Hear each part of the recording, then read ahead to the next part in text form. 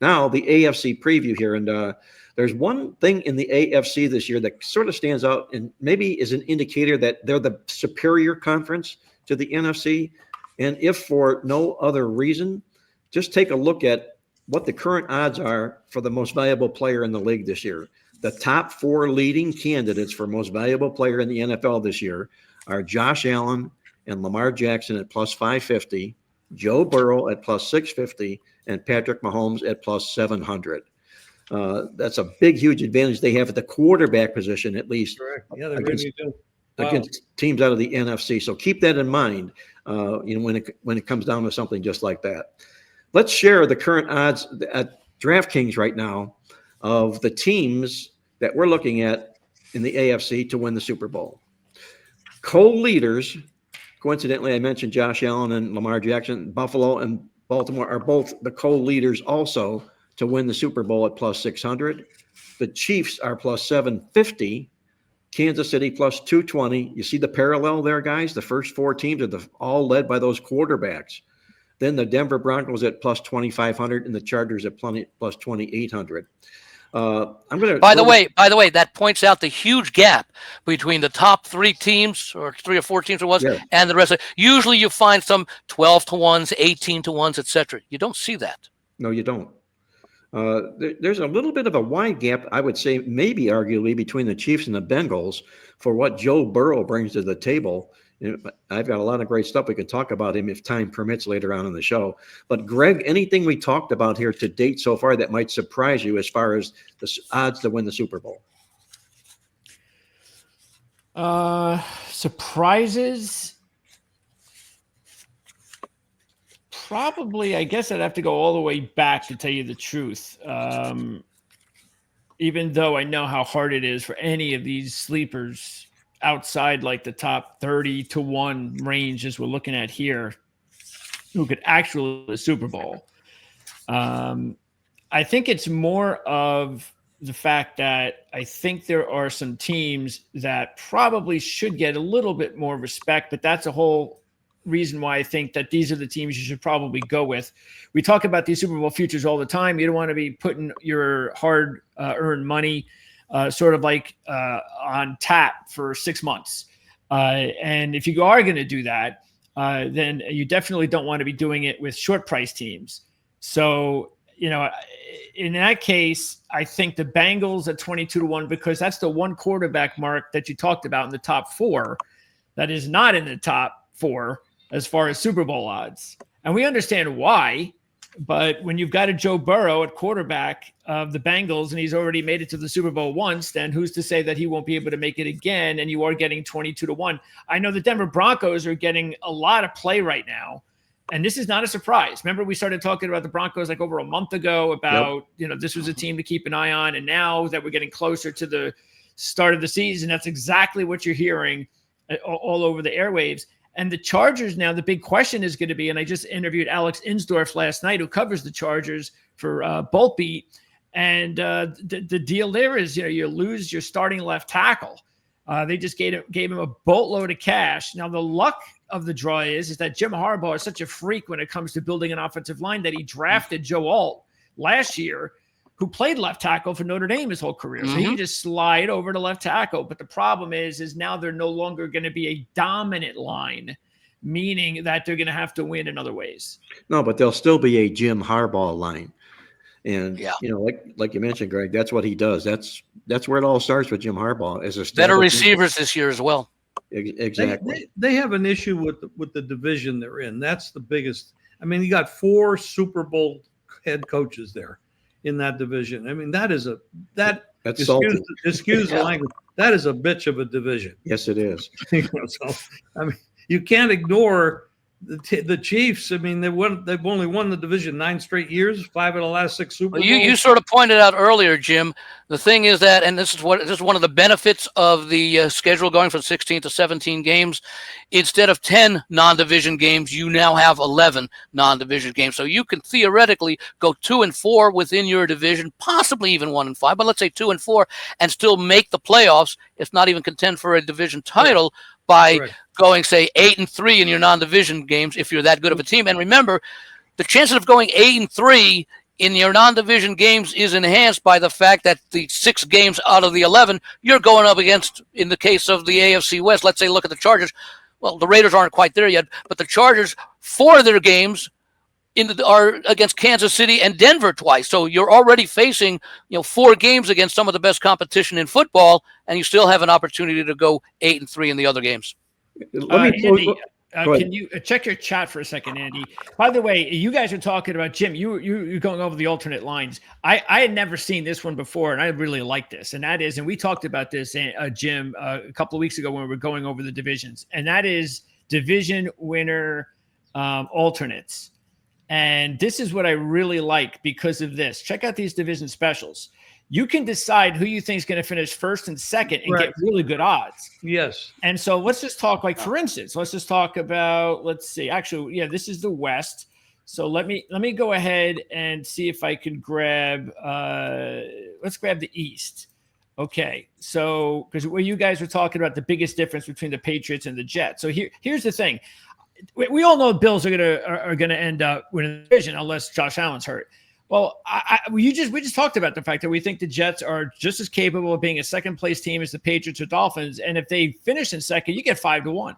Yeah, as opposed to 150 if the Patriots finish. I think they're really overpricing the Patriots and underpricing the Jets. And you get all these other different scenarios that you can choose from if you think it's going to be Buffalo and New England or Buffalo and Miami. And with every division, of course. Let me throw this at you guys here, and I'm going to roll back a little bit here to a team that I really like is the Cincinnati Bengals this year, and throw this at you for a thought to ponder here. Joe Burrow has really, really struggled, as we know, in the first 2 games of the season. He's 1-9. Cincinnati is. Look at the first 2 games. By the way, Mark, is that Burrow struggling or the Cincinnati Bengals defense struggling? Well, it's his team, okay? Yeah. So, because he was a starting quarterback, he takes the 1-9 record. Which, by the way, is undeserved. Like I said, he's the Dan Fouts of this generation. He could well be. Okay. He is that. But look at his first 2 games he's got on tap this year. Cleveland, he goes to Cleveland and he hosts Jacksonville. You think he's going to start out 1 Have they ever won in Cleveland with Burrow? It's a bad history. Yeah, there is bad history, but right now it's still Cleveland. Okay. I think they did last year. I think they swept them last year. And look, what they're doing right now is finally they're listening to Joe Burrow. They've heard all the media talk about how they get off to slow starts, and they're finally doing something about it by playing their starters in the first preseason game, and all of that stuff matters. And so now I think that we have to be a little bit, on guard before we start going, well, Bengals always start off really bad, but you know what? They've never started all their young their players in early preseason games before, and which means they're going to play a lot this week. I don't think they'll play preseason 3. Maybe they will. I don't know. But keep an eye on that, because that means that they understood that what they were doing before wasn't working. They got off to slow starts. Now they're trying something new. They're trying to get their guys back out there in game action a lot earlier than normal. And I think that's going to pay dividends. And I think we'll see a difference right out of the gates, especially since they have a couple of teams that they should beat. We know that. Great point. I think Joe Burrow is the best quarterback in football, but he has an organization there that is notoriously frugal. And I use the word frugal instead of using the word cheap. They built a great offense, but their defense is absolutely horrendous. And they rewarded the offensive players with nice contracts this past offseason. The receivers. What did they do to strengthen the defense? Well, they said, no, we're not going to give Hendrickson the money he deserves. And he's like what did he lead the NFL in sacks the last 2 years, or right near the top? I don't understand this ownership there. I love the offense. I love Burrow, but that defense and their ownership is just horrible.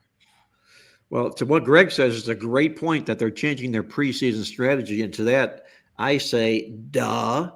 I mean, why not change that strategy for, the hole that you've gotten off into, change things up, mix them up. And that's what Cincinnati's doing here right now this year. I love seeing that. And a couple of other teams that are notoriously slow starters are also playing some starters in the preseason here this year, only because it enables them, gives them a better chance to win football games.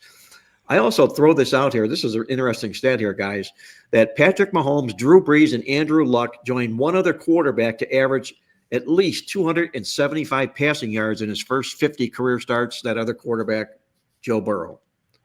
Yep. So Wow. I know I sound like Joe Burrow's agent here, but Offense is not their problem. I would like to be Joe Burrow's agent. and they traveled the fewest miles of the league, only 8,700 miles of air miles for Cincinnati this year too. So, keep that in mind. That they're going to have to get past Baltimore here. Mark, I think what you're saying is they might be a great. Well, okay, you say Jacksonville and the Browns, and Yes. I consider Jacksonville and the Browns two bad teams. Yes. I don't think Jacksonville's going to climb. I think Lawrence has had his years, and he just has never developed out they thought that he would do. Now, granted, he could turn it around with the new coach and everything. That's possible. And how would you play this? You got to lay points on the road. I don't know, is the second game on the road or at home? Second game At is Cincinnati. Second game home to Jacksonville, first at Cleveland. So they're going to be laying points in both games.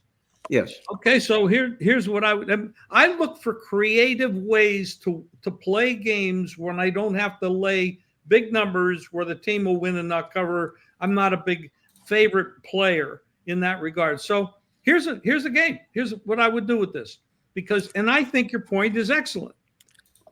Play them on the money line, parlay with the second game. You're playing them win 2 games by 1 point each. You don't have to worry about the spread. And if they come out of this funk of being 1-9, you got a winner. I mean, granted, all you're trying to do is make a profit. I'm not a fan of any team or but I just like making a profit. And I think what you just pointed out is the way to do it. Well, so that even though the Jacksonville game, that's probably going to be a 7-point spread. You're okay with the big money line? No, because it's in a parlay, so you're really eliminating, laying the big juice. You're lowering the risk. You've done okay, and it's not going to be 7. It's a rollover parlay. Also, you bet 100 on game 1, you collect say 130, or 130. So let's say you get 230 back, whatever it is, and you roll it over into the money line on game 2. That line with Jacksonville in the second game has to be higher than 7. I want to mention something about Jacksonville because Doug Peterson did a horrible job there. He took over a team in 2022, I believe, was his first year, that had been 3-14 in 2021. First year they go 10-9. Because they made the playoffs. Second year, 2023, they go 9-8, and last year they go 4-13. And I wonder, because there was a bad culture in Jacksonville the last few years. So will the 2025 Jaguars be closer to the team that was pathetic last year, or the team that actually did well but suffered from poor coaching when they won nearly double-digit games the previous 2 seasons? Good question. And they have a highly regarded head coach in that Liam Cohn, who had that issue with Tampa Bay. First time he's ever been a head coach. Yeah. And we have that same issue with Chicago.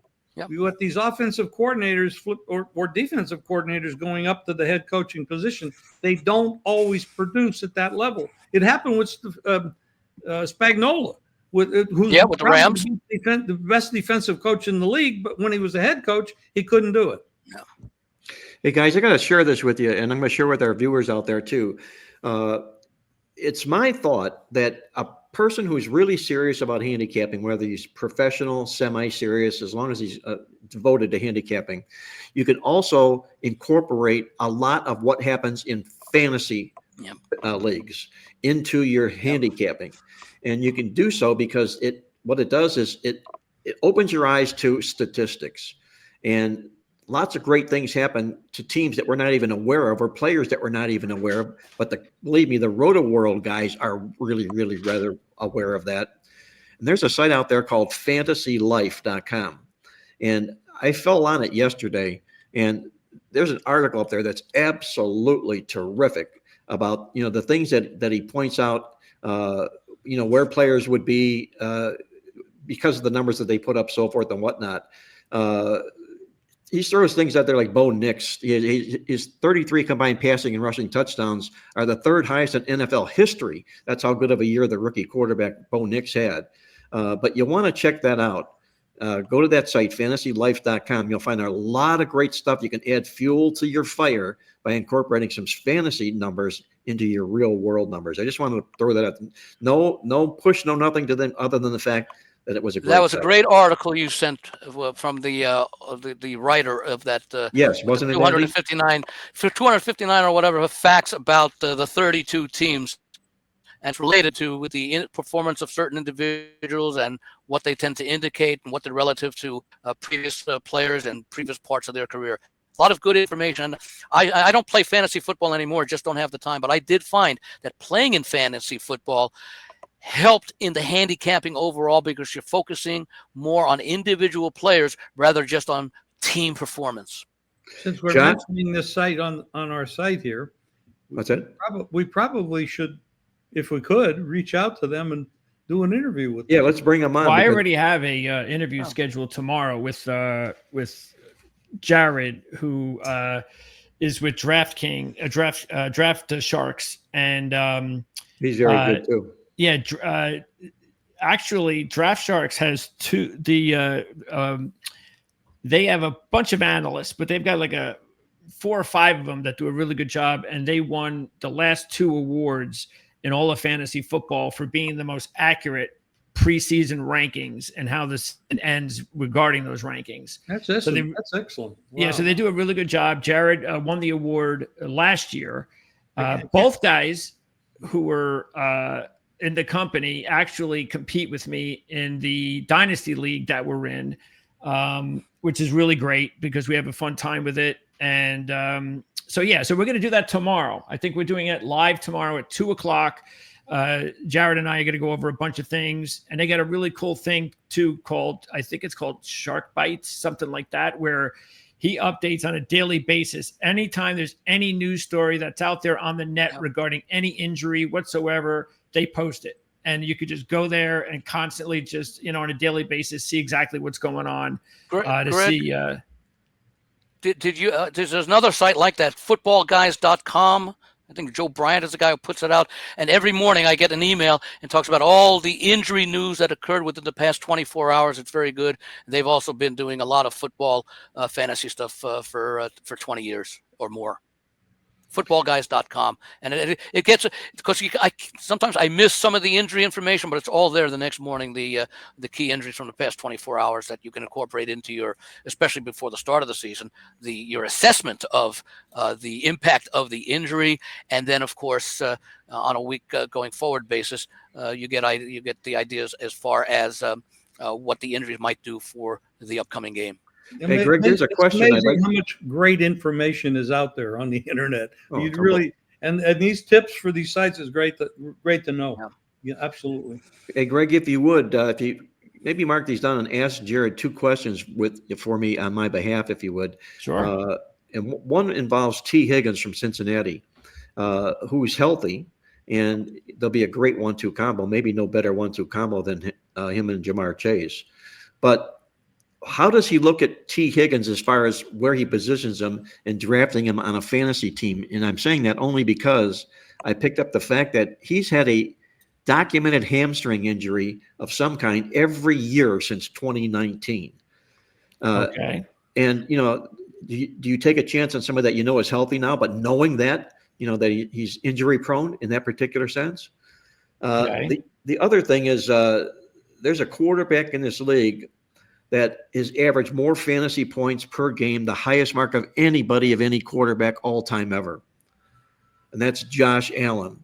And that's one of the reasons everybody's so high on Josh Allen, because he just keeps building numbers and building numbers and building numbers. As good as Josh Allen is, where would he rank him in his fantasy draft? I know sometimes these good quarterbacks, they don't go to 7th, 8th, 9th rounds. You say, what on God's green earth is he doing that low? But I'm curious as to where Josh Allen would rank, knowing that he's produced the most passing yards or most points, I should say, in fantasy ever all time. Yeah, just by clicking on T. Higgins right here, he has all this, the site has all this information here, and even puts what you said, detailed injury history, talking about the hamstring injury, each of the last 5 seasons, which remains the biggest concern as far as his profile. Keep in mind, too, that fantasy football, of course, you have all these different types of leagues. So a lot's going to depend, too, on what kind of league you're in.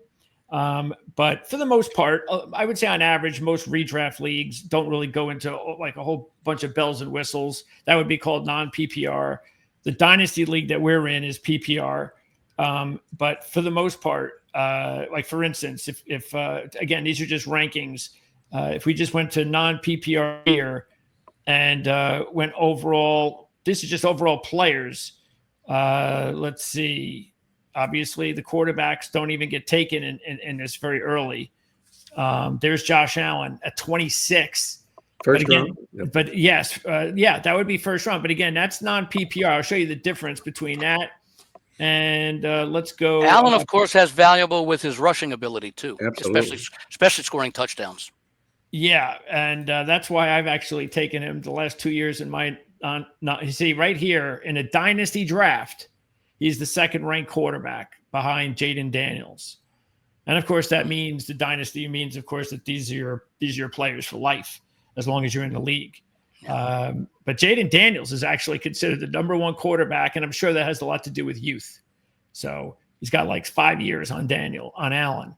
And that's what that's the difference. And that's why, again, whenever you're paying attention to rankings and fantasy, just make sure the viewer, just make sure you guys understand. If you're not into fantasy, but you want to use these rankings, just understand those two things. Dynasty is completely different than redraft. Redraft is when you draft every year and you get a new team and you have to do it all over again. And to your point, Greg, and what Mark mentioned before, Josh Allen now has an established history with his length of time in the league. Jaden Daniels does not. The upside is good, but year two is so critical. I'd be interested to see where they rank guys like C.J. Stroud and Bryce Young, who now have had 2 years in the league, good first years, regression second years, and now they're in the third year and they're still playing for good teams. Well, Bryce Young is playing for Panthers, but you mentioned C.J. Stroud, Andy. C.J. Stroud on this FantasyLife.com, he was quarterback number 5, QB5 of all the rankings after that great year he had 2 years ago. He had such a rotten year. He fell to QB 28. He fell as far as how far he fell with his numbers in the 2023 season. That seems to be value there. If he's down to 28, he's better than that. Yes, he is. Now he's going to add Nick Chubb to the team. Yep. And Nick Chubb has never had average less than 5 yards a carry a season anywhere in the As long as he stays healthy. Yes, he averaged just 3.3 last year when he was not healthy. So does a healthy Nick Chubb. That was another mistake by Cleveland rushing him back. Yes, it was. Oh, they're known for making mistakes. You think, Jim? They're good at it. They're really good at it. Okay, guys, let's look. That's not the kind of ranking you want to be number one in, however. No. But, just to put a bow on this whole thing, I think it's vitally important to look at fantasy statistics, to dig deeper into players when you're evaluating, even making your power rankings based on players, because it's critically important, and that's what they're best at. You have a ball there, and there's a problem that so when you start talking about looking at things from different angles, like you just brought up, Mark. Yes.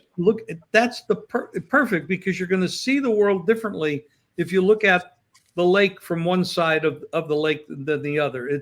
It gives you a better view. Now, it can make it very confusing when you have all these viewpoints, but it does broaden your base. One team I don't think we talked about yet, and it's a very intriguing team given the history of Mike Tomlin, the coach, and that's the Pittsburgh Steelers, who now have their best quarterback in a number of years since Ben Roethlisberger retired, with Aaron Rodgers there. He's got receivers, etc. there that have come in. Does Tomlin's record of never having a losing season continue? I think a lot of it has to do with the division games, the 2 against Cleveland and the 2 against Cincinnati. But he seems to find a way during the season to get his team to overachieve as far as the suggested talent level goes. I cannot bet against Mike Tomlin winning 9 games this year. I like to, I'm going to just jump in here. Sure. I really feel the Steelers are going to finish second in this division. I just, defense wins a lot of things, and they have a defense, and the Browns are not good, and the Bengals are going to put up a lot of points and give up a lot of points. And if Rodgers plays just like he did last year, which was not that bad. And that defense and Tomlin's coaching, they're going to be hard to beat. Well, you got a 40-year-old Rodgers, though, Jim, and that's the question here. Yes, it is. He's been going backwards, and as most 40-year-olds do in the National Football League. Is there fuel in the tank left? That's the question. Well, he's going to take more ashwagandha. What's that? He's going to take more of that ashwagandha stuff that he likes. Oh, yeah. Those mushrooms, huh? From what I understand, we've had successful stuff works. I don't know. We've had successful 40-year-old quarterbacks in the past, and they're usually those who are of the elite Hall of Fame stature, and Rodgers certainly fits that. Yes, he sure does. He sure does. And they say that often when you come off the injury that he came off of, that he had that first game with the Jets 2 years ago, it's often the second year that you see such quarterbacks return to close to the form they showed before the injury. Now, of course, mitigating that is the advanced 2 years of age. I mean, it's a little bit different if you're 30 years old as opposed to 40 years old, but there is enough there to suggest. And I think Rodgers is he's a competitor, and I think he wants to show. When wanting to show does not mean it's going to translate into wins, but I want him to show that he still has stuff left, and he was deserving of getting the contract, and he wants to go out. He's not going to go out like John Elway, but I think he'll go out with a winning season. Well, right now in the North Division, AFC North Division, obviously Baltimore favored minus 165 to win the division. Cincinnati next at plus 275. Then there's the Steelers at plus 500 and the Browns at plus 3,500. That's a lottery ticket, and that's about the chance you stand with the Browns. But there's Pittsburgh at plus 500. Jim, do you think that's value for the Pittsburgh Steelers to win that division? No, I don't think they win the division, but I like the. How about making the playoffs? What's their? I think what I'm doing with them is I like the fact that the Ravens win it, Steelers come second. I like that what Mark or Greg pointed out before, the exact finish. I think that's a possibility, and for them to make the playoffs, I think is a strong possibility. Very good. So let's look at another division here, guys, if we can. Let's hit on the AFC South. We talked about the Texans. We hit on them just a little bit. They're plus 105 to win their division. Is there a bounce-back season for the Texans here this year? And who is their competition? Is there any competition in the AFC South? I don't see it. I think all three teams, other than them, are pretty bad. Yes. And unsettled. The question I have with the Texans and Stroud, was his fall off last year his fault? Was it injuries to the offensive line? I know they lost some wide receivers. I don't know who to put that on. Now, I like their coach. Tougher schedule. Yes. They went from a fourth place schedule, I think it was, to a first place schedule. And what happens this year? What are we looking at? First place schedule again. Okay. And their offensive line is just bad. I mean, this is a division where the team could have 7 wins and win the division. I wouldn't get that crazy, but yeah, how about 9 and 8 could win. Yeah, nine's good. How about 8 and 9? 8 and 9. Well, look, I think Jacksonville and Indianapolis have talent, and I just think it's a matter of whether or not we know what it's all about. And I don't think anybody believes in Jones or Richardson at this point. So I think the Colts are probably headed towards a season where the new ownership is just going to have to make their own decision when the season's over and clean house. With the Jags, I would give them a shot just because of the fact that they have a good coach who knows how to get the most out of the offense and take the pressure off the quarterback and run the football, which is what Trevor Lawrence needs. Now, I don't think they have a great offensive line either, but I do think they're going to have more stable coaching, and they do have some talent on the team. So, and we saw Trevor Lawrence just 2 years ago when they went to the playoffs. He had a great season, and everybody expected he was going to have like his best season ever the year after, and that's when everything imploded. So I know the talent's there, and so I wouldn't. So yeah, if I think there's no question. I think Jacksonville has a chance to maybe surprise and win the division, but Houston's clearly. What are the odds for the fit? What are the odds in that division for it to finish?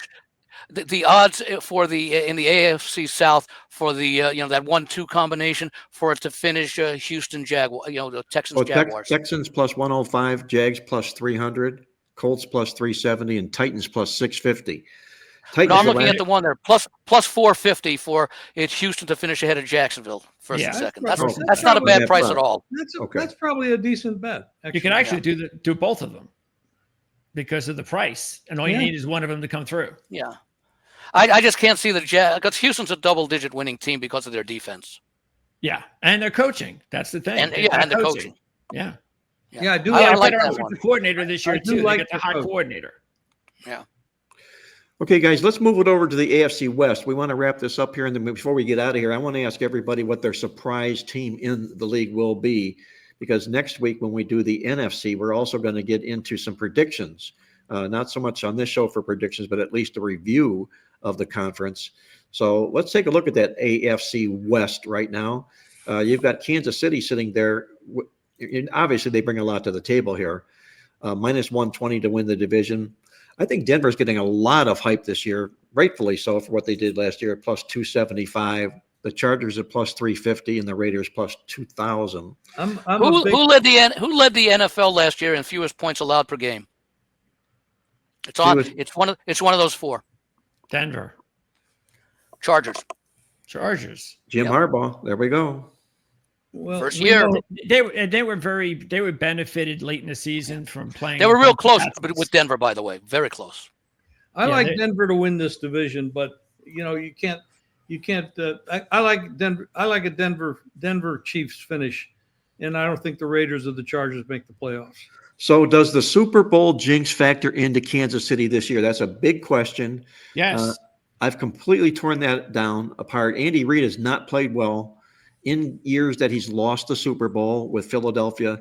In fact, you look at his record for his football teams after he's lost the Super Bowl when he comes back as that loser.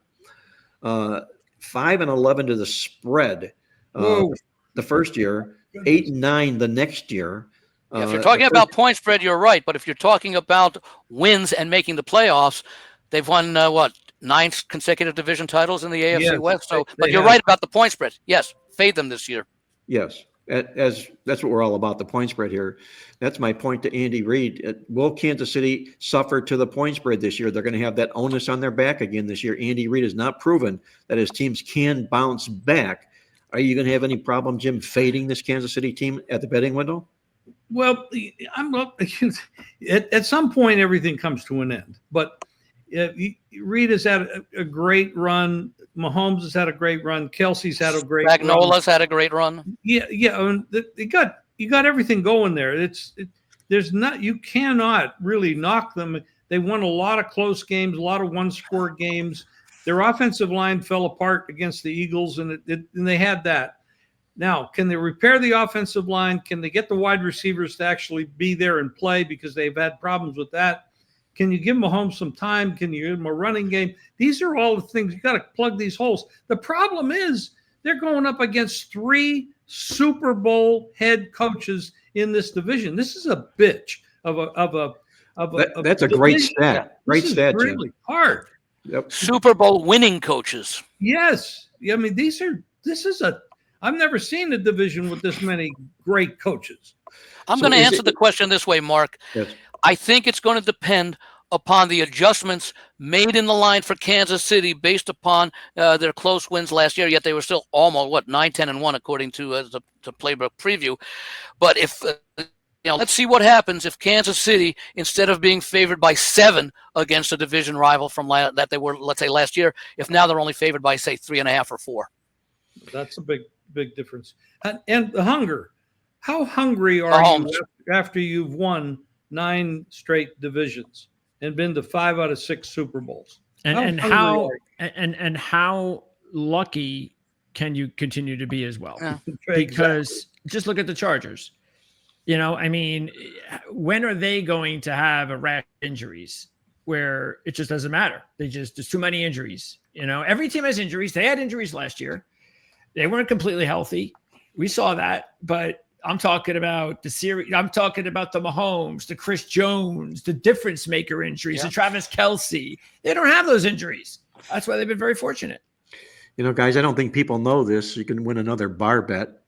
The Chiefs actually allowed, if you take a look at their record last football season here, more yards per game than they gained, and yet made it to the Super Bowl. That's an Andy Reid characteristic about his football teams. You see some holes in their numbers. There's always holes in the Chiefs' numbers here, but some way, somehow, Andy Reid patches those holes and gets his team to play, and he gets the win, albeit in close call games. He does it what Cincinnati cannot do.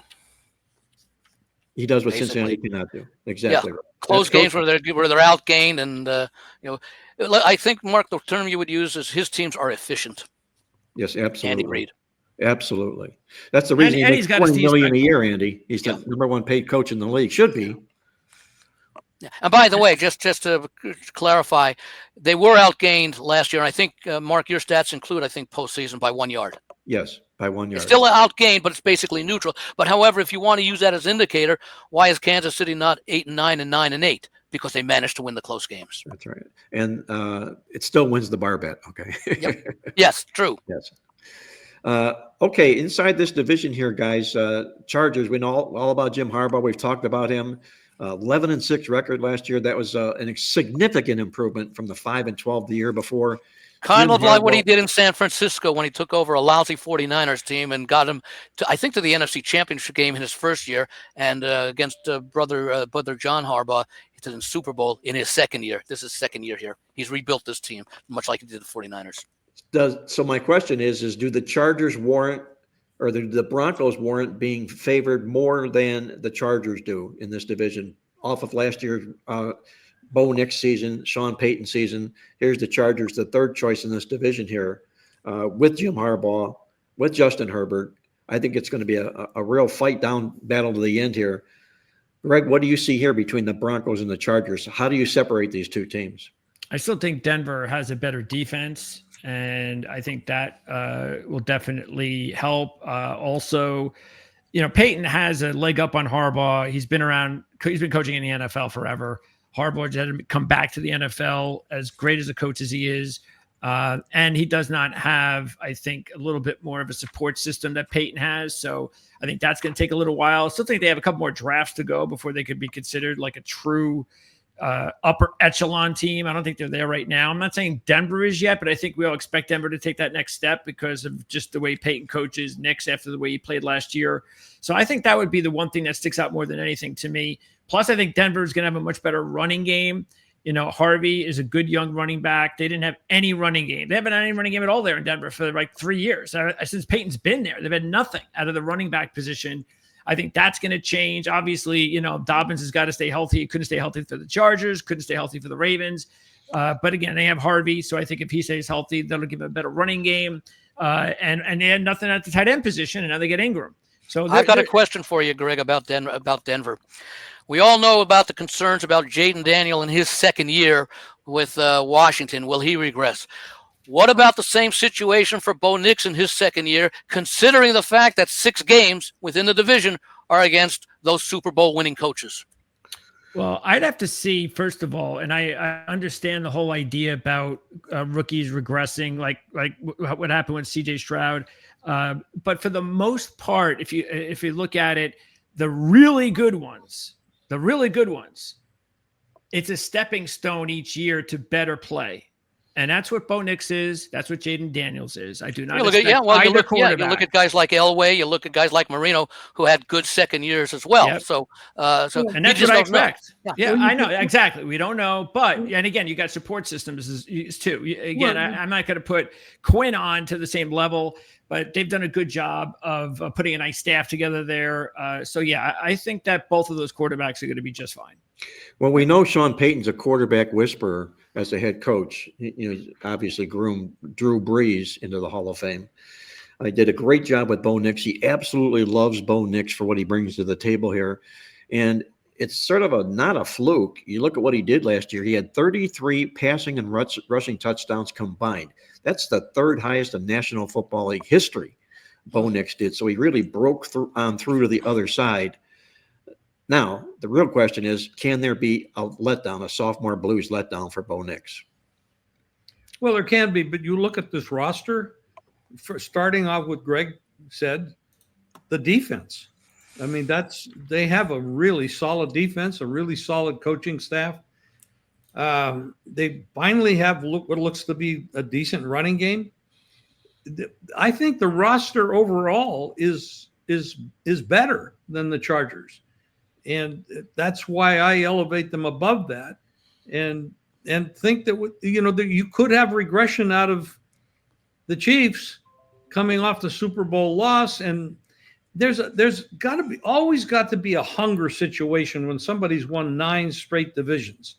It's I know you can't knock Andy Reid, you can't knock Spagnuolo, you can't knock Mahomes. There's really nothing to say negative about that, but there's always somebody that's going to come up and bite you, and the Broncos just seem like they're in the right position to do it. Jim, does the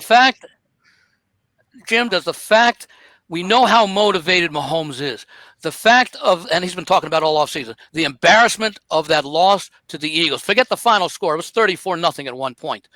Does that sort of change a little bit of dynamic in Mark as well, as far as the Super Bowl quote unquote hangover? It said you're not talking about any quarterback or any team. You're talking about a future Hall of Fame coach and a future Hall of Fame player, especially the player who's been extremely motivated, and what he can do. I mean, the rest of the team feeds off his energy.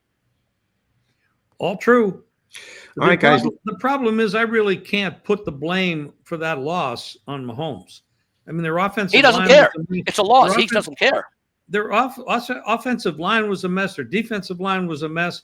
And Philadelphia, quite frankly, was just far superior. Yeah. And I mean, Mahomes should not be ashamed. He had no time to throw the ball. He couldn't even stand up without getting killed. I think all those injuries you mentioned, especially the offensive line, is probably a good explanation as to why they won so many close games last year as opposed to years in the past. And yet in the one game that mattered the most, it hurt them the most, those injuries. True. All right, guys, let's wrap it up here. 2 questions for each of our panel here. The most disappointing team in the AFC this year, the most surprising team in the AFC this year. Greg, I'm going to start out with you. The most disappointing and the most surprising. So basically 1 pro and 1 negative. Yes. All right, let's see.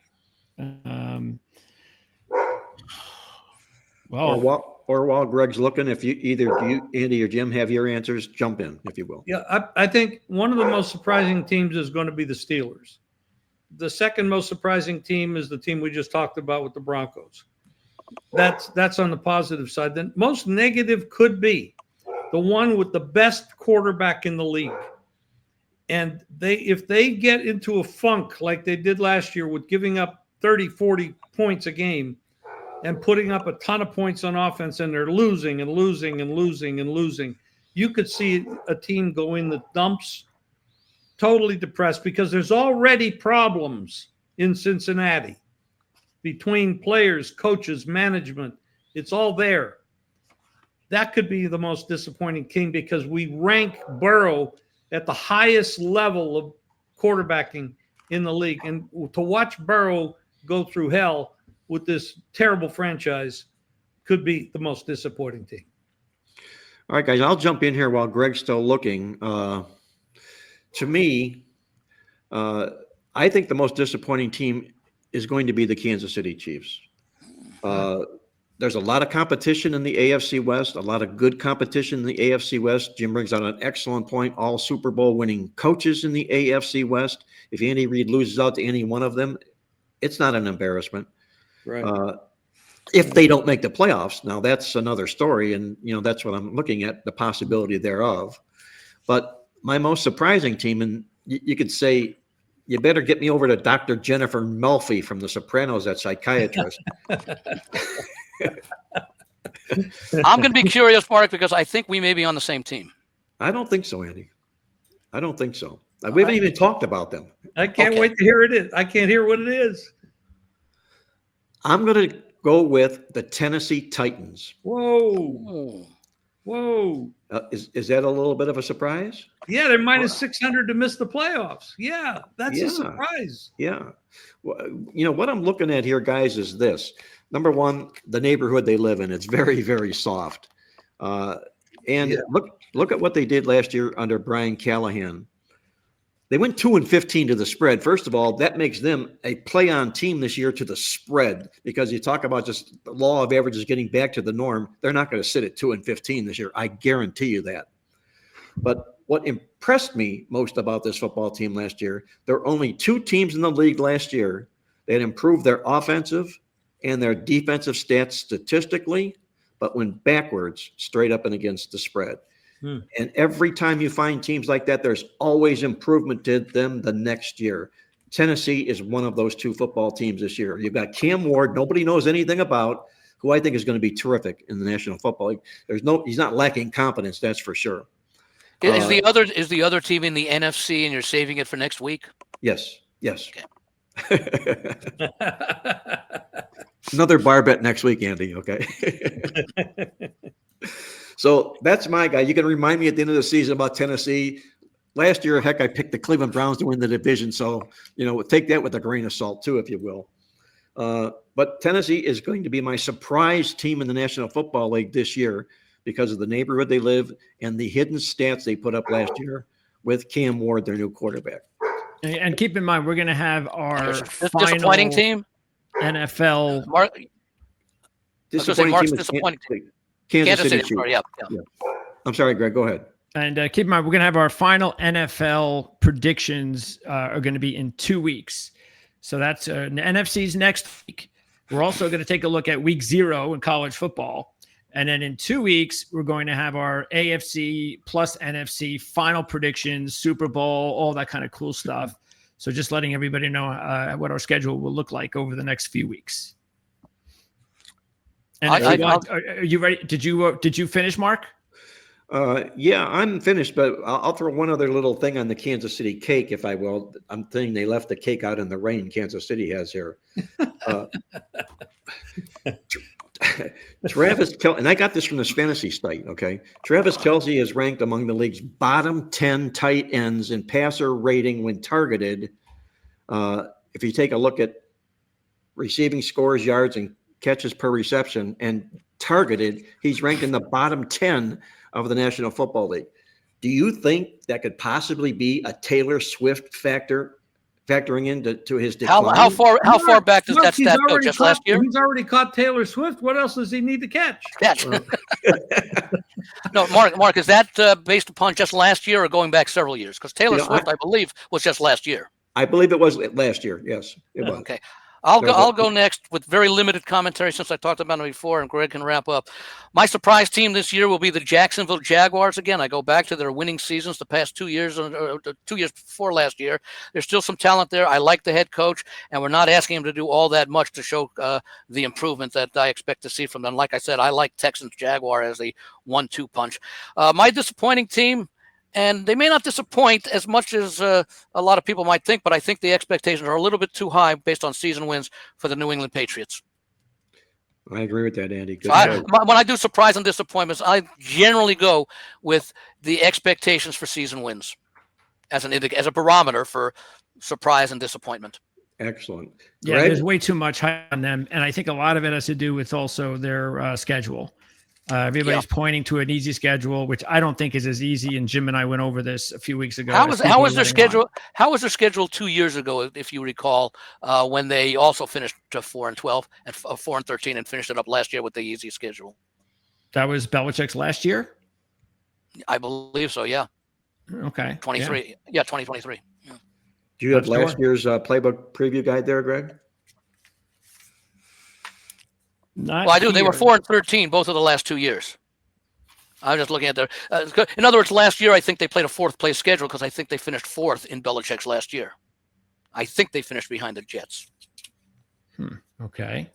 Let's see. 4-13. Let's see. All right. So while you're looking that up, Jets finished with better records than the Patriots in 2023 and 2024. Wow. Who would have thought that? Speaking of the Jets, I'm going to have two of the long shot teams as my surprise possibilities. That'll be Las Vegas and the Jets. Jets for obvious reasons, and also Las Vegas for obvious reasons in my mind. Both of those teams are going to get a shot of adrenaline from the unbelievable coaching uptick that they're both getting. I throw in the fact that the Raiders are getting Geno Smith, and the Jets are getting Justin Fields. You get two quarterbacks those teams have been starving for in a while, and a new, really good coaching staff, and I think that's going to help them out big time. Denver will be my top surprise team, meaning just like Jim had as far as with Pittsburgh, and I'm talking about a Super Bowl sleeper type of a surprise team. And then the opposite, I'm going to go with a tie between Los Angeles and Pittsburgh, LA Chargers and Pittsburgh. I'm not sure which way, but I just think that both teams are vulnerable. So I think one of those teams could, because Pittsburgh, what happened last year, and you get, and I've already been through the Aaron Rodgers thing, and I just know how that could distract the team. I don't know how this whole thing's going to play out with their offensive coordinator, who just is Mr. I want to run the football down your throat, and Aaron Rodgers, who wants nothing to do with the running game. So I just don't know how that's going to work. And then throw in the fact that I'll throw in, of course, Miami as one of those other teams, sort of like what Andy said with the Patriots. I'll say with Miami, and that is just the fact that it's probably not too big of a surprise because a lot of people are throwing the Dolphins out there. And matter of fact, every time you look at a team that who's the first coach that's on the hot seat, they're all pointing to the Dolphins. So it's not like it's a big surprise, but the Miami Dolphins are probably the one team that might be in the biggest trouble. By the way, the Miami Dolphins opened at the Westgate season win total of 8.5, as did the New England Patriots. So those of them were similar expectations. Miami has now been bet down as of the beginning of August, 7.5, minus 110 each way, while the Patriots, who opened 8.5 with the under priced at minus 150, so the expectations were a little bit high based upon that VIG.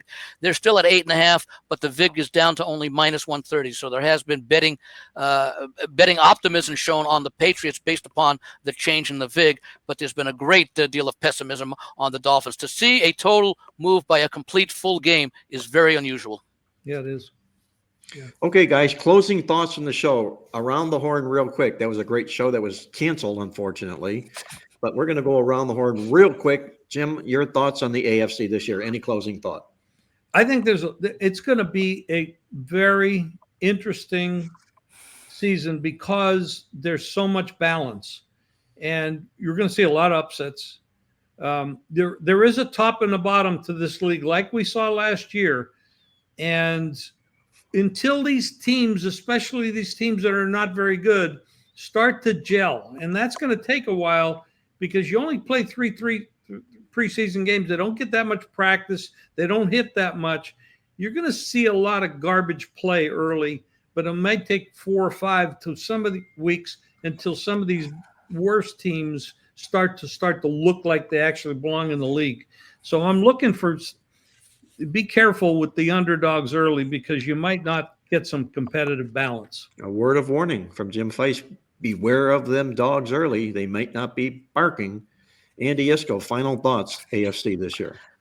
Well, I'm going to – I like a number of teams. I like Buffalo quite a bit. I'm going to go with the two teams that I'm probably going to predict in a couple of weeks to make the AFC Championship game. It's going to be a very friendly game, a family game. I'm going to go with the Harbaugh brothers, the Ravens and the Chargers. John Harbaugh is, and I'm the playbook right now, the playbook preview, 18th year. He is 185 and 115 straight up. That's very impressive. I think his point spread record over those 17 years is even more impressive. 157 and 130 with 13 pushes. We all know the success that Jim Harbaugh had with the 49ers, and he had last year with the Chargers. In fact, I'm just going to run over there right now and see if I can get his point spread record. 11-7 straight up. That includes the ugly playoff loss, as does their 12-5-1 point spread record for the Chargers last year. And that 5, it was a 4 in the regular season. So in the 17 games, Harbaugh in his first year taking over one of the worst coach teams in the NFL in the last 25 years. To go 10-7 in the regular season was accomplishment enough, and I liked him quite a bit as soon as they named him coach. But to go 12-4-1 against the spread says a lot about his ability throughout the season to get his team ready to play football games. Very good. I like that analogy as well. Greg DePalma, your closing thoughts, AFC this year. I think it's going to be a lot tighter. I think it's going to be a lot more competitive. A lot, of course, is going to depend on injuries. As long as there are no big injuries to the quarterback position for a lot of those teams that are trying to take that next step, then I think there's a chance that we could see a little bit more parity in the AFC that we've seen in a while. We have a comment from one of our viewers. Roger said, Bengals over are a thing. I agree with that. They have nothing. They Over 10 wins. They did nothing to address that defense. Joe might have to score every time. I totally agree that is an over. The total over for the Bengals in every game would be a bet for me. Oh, he's talking about the individual game totals. I thought he was talking about season wins over. I'm talking about the team total per game. Yes, that's what absolutely. he's talking about. Right. Well, if that's the case, then the Bengals are not going to have a successful season. No, they're not. And I don't think they changed their defensive coordinator just for shits and giggles. I think they did it because they added a guy that had been there before, knows the surroundings, has been a successful coach in football. And I think they had a lot of injuries last year on defense. They're a better team, better personnel on defense. So that's only if Hendrickson comes to terms. If he ends the holdout. No, that's without him. Done. Yeah, he's in. That's done. That's was that? Yeah, that's done. Yeah, he signed. Yeah, okay. Yeah, he's in. And the rookie's in. Yeah. So, again, these guys have to come in. That's why it's so silly when we talk about it. They're not holding out. They never hold out. They can't hold out. So I think the Bengals are going to be, in my opinion, barring injuries, I think the defense is going to be back to where they were a couple of years ago when they were basically right up there with Baltimore and Pittsburgh battling for the division lead. And instead of having Baltimore come back and win games the way that they have the last year or two, I think the Bengals are going to be able to hold on and beat the Ravens because the defense is going to be improved. Very good, guys. It's been a great show here. I'm going to say one thing in closing, my thoughts, and sometimes I refuse to let this go, but I read a great quote, if you will, by Cam Ward. They did a real extensive interview with him, and I think he's going to be the real deal this year personally. And they asked him what his approach is when he takes the football field. And his answer was, my approach is I don't give a flying F. Yes. So again, and that could be a pro and a negative because we've seen that from him in college. It could. Yeah. But we'll see. This was a great show, guys. I'm going to look forward to next week's NFC preview here. We're going to tear that down, and we're also going to get into week 0 of the college football card next week. So we've got a little bit of a doubleheader show on tap next week. I want to thank our panel of experts for a great job on the show this week. Andy Iskoe from TheLogicalApproach.com in Las Vegas. The legend himself, Jim Feist, joining us from Las Vegas as well. And Greg DePalma, our producer for the gang. Until next week, once again, this is Marc Lawrence reminding you to always remember to bet with your head, not over it, and good luck as always.